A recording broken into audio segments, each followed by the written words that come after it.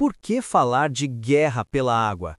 Água potável e água de irrigação são agora ativos estratégicos como petróleo ou chips. O que antes era problema local ou setorial, seu bairro, um rio, uma estação seca, tornou-se fator de risco geopolítico.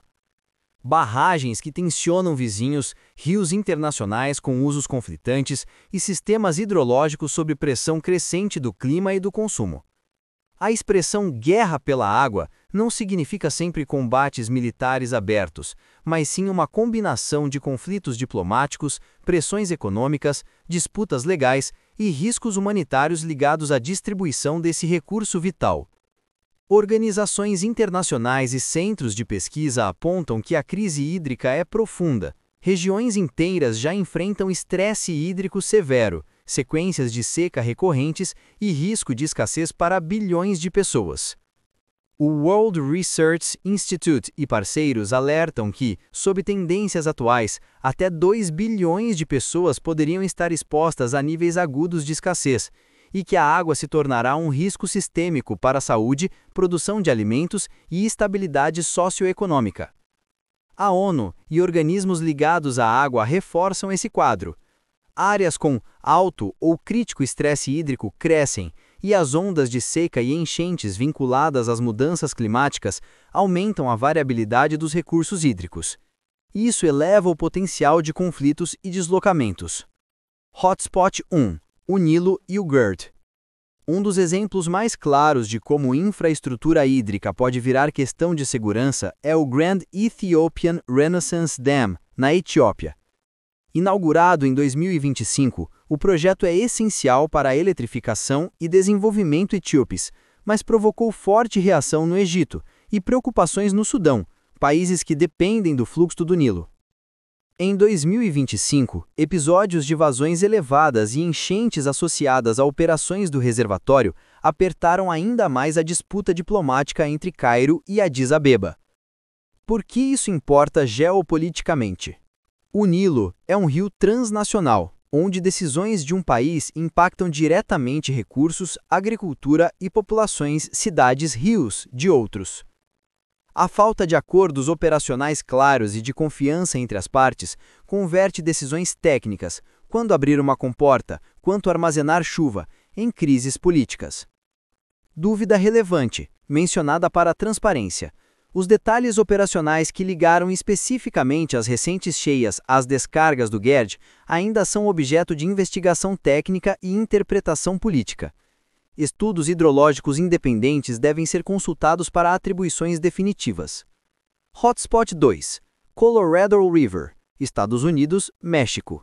Nos Estados Unidos, o Colorado River é um caso emblemático de conflito interno e internacional, afeta 7 estados e o México. Com reservatórios em níveis críticos baixos e cortes já estabelecidos de alocações, governos estaduais e federais negociam reduções de uso que afetam a agricultura, consumo urbano e comunidades indígenas. Em 2025, cortes programados e negociações para novas regras de repartição mostram o grau de tensão. A manutenção do sistema depende de decisões complexas e cortes dolorosos.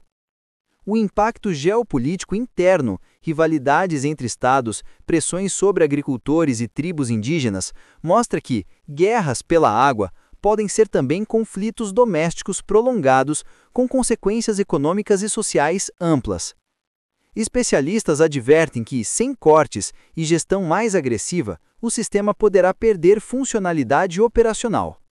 Hotspot 3. Mekong, Sudeste Asiático. No Sudeste Asiático, a bacia do Mekong enfrenta uma crise ecológica impulsionada por represas, mineração de areia e mudanças climáticas. Projetos de grande hidrelétrica ao longo dos afluentes, especialmente em países que detenham controle das nascentes, têm efeitos sobre os ciclos de cheias, pesca e agricultura em países rio abaixo, Laos, Tailândia, Camboja e Vietnã. Conflitos aqui são menos sobre fronteira e mais sobre subsistência e colapso de cadeias alimentares que mantêm milhões. Relatórios de especialistas internacionais chamam o Mekong de em risco de colapso ecológico se a governança regional não for revista. Aliás, se você está curtindo o vídeo até aqui, aproveita e deixa o like. Isso ajuda demais o canal a chegar em mais gente que ama bons debates como esse. E se quiser se aprofundar no tema, dá uma olhada na lista de livros sugeridos que tá aqui na descrição. Tem umas leituras que valem cada gole de café. As disputas por água têm raízes multifatoriais. Entre os motores principais destacam-se mudança climática, intensifica secas e inundações, reduz previsibilidade das vazões, infraestrutura unilateral, grandes barragens e reservatórios, como o GERD e as represas no Mekong, operadas sem acordos multilaterais aumentam tensão entre estados. Uso excessivo e ineficiência. Agricultura irrigada, sistemas antiquados e desperdício elevam a demanda além do sustentável. Instituto de Recursos Mundiais.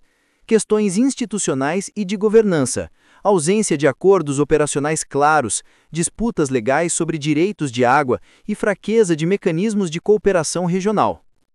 Como se dá o conflito? Nem toda disputa se resolve em tiros. O leque inclui guerra diplomática, retirada de embaixadores, acusações públicas, ações econômicas, boicotes, pressão sobre investimentos, manipulação de fluxos, liberação ou retenção de água como ferramenta de barganha, conflitos locais e violência social quando populações dependentes de água veem seus meios de subsistência ameaçados. Em alguns cenários, a escalada militar, embora ainda rara, não pode ser descartada quando a água é vista como questão de segurança nacional. Quais são os impactos humanos e econômicos? Os efeitos são práticos e cruéis: perda de safras, deslocamentos, fome local, rupturas em cadeias de abastecimento e custos maciços para a infraestrutura. No Colorado, cortes já significam perdas econômicas para agricultores. No Nilo, enchentes e falta de coordenação provocam deslocamentos. No Mekong, pescadores perdem fontes de renda. Em escala global, a insegurança hídrica amplia desigualdades e fragiliza estados frágeis. Algumas soluções que funcionam. A literatura e os organismos especializados apontam caminhos que, combinados, reduzem risco de conflito e aumentam resiliência. Diplomacia da água e acordos operacionais. Acordos que definam vazões, liberação de águas e protocolos de emergência. Por exemplo, tratados internacionais bem formulados. Gestão baseada em dados. Monitoramento hidrológico compartilhado. Transparência em operações de barragens, sistemas de alerta para enchentes e secas. Redução de demanda e eficiência. Modernização da irrigação, reciclagem de água, tarifas e incentivos à conservação. Soluções nature-based, restauração de bacias, conservação de áreas úmidas e recuperação de nascentes aumentam capacidade de armazenamento natural. Cooperação multilateral com o corpo técnico independente. Painéis técnicos imparciais podem reduzir a politização de dados e decisões. Como o setor privado e sociedade civil estão envolvidos? Empresas, especialmente as que dependem fortemente de água, precisam adotar práticas de stewardship, gestão responsável da água e transparência. ONGs e redes locais são cruciais na mediação de conflitos comunitários e na elaboração de soluções adaptadas ao contexto. Ferramentas financeiras inovadoras, pagamentos por serviços ambientais, fundos de resiliência também entram na equação. O que podemos observar nos próximos 5 anos? Nilo e GERD. Risco de novas tensões diplomáticas ou acordos operacionais dependentes de dados hidrológicos. Necessidade de monitoramento internacional. Colorado. Negociações críticas e cortes contínuos até 2026. Risco de impacto profundo em agricultura e tribos indígenas. Mekong. Tendência de maior degradação ecológica se não houver cooperação regional que limite represas e restaure habitats. Qual o peso real das operações de grandes barragens nas cheias ou secas localmente? Isso exige estudos hidrológicos independentes, publicados e auditáveis, nem sempre disponíveis de forma pública. Recomenda-se checar relatórios técnicos regionais e dados de satélite, por exemplo, do Global Water Observatory, para análises precisas. A água é risco e oportunidade. A guerra pela água é uma metáfora apropriada para um mundo onde decisões locais têm efeitos transfronteiriços e onde clima, infraestrutura e política se cruzam. A violência aberta é apenas uma possibilidade. O mais provável e perigoso é o aumento contínuo de tensões diplomáticas, perdas econômicas e sofrimento humano.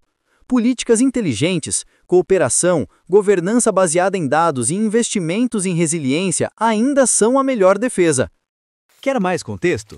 Se curtiu a análise sobre a guerra pela água, você pode se aprofundar no tema lendo as sugestões de livros que incluímos na descrição. Use nosso link de afiliado da Amazon para adquirir e apoiar o canal. Obrigada!